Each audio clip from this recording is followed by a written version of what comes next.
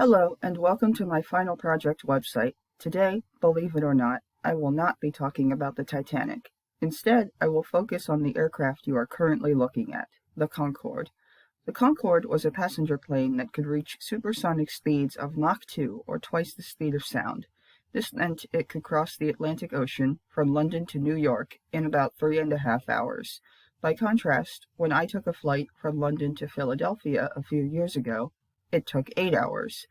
When passengers boarded an ocean liner in the early 20th century, they could expect the journey to take between 6 and 8 days, though the fastest ships could do it in 4.5. You may be wondering why it seems like we downgraded from supersonic Concordes to regular subsonic jets. The Concorde and other supersonic planes were supposed to be the future, but it wasn't to be. There were a number of factors in this. First, it was a very expensive plane to build and operate. The fuel costs were enormous, and the fact that the Concorde's introduction coincided with the oil crisis of the mid-1970s did not help matters.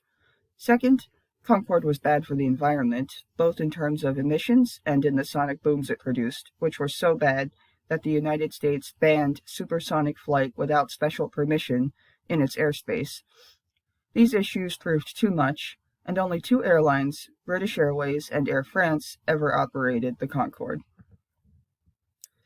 Concorde's exorbitant operating costs ensured that tickets would always be prohibitively expensive.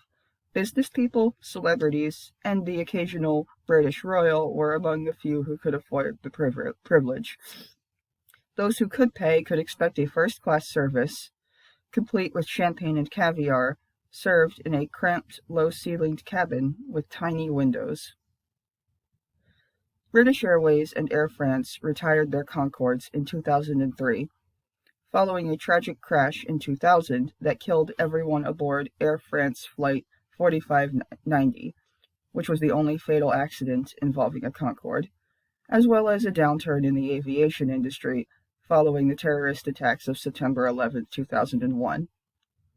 Today, Concordes are museum pieces, like this one at the Smithsonian, but aviation enthusiasts continue to appreciate and remember this fascinating, though flawed, aircraft.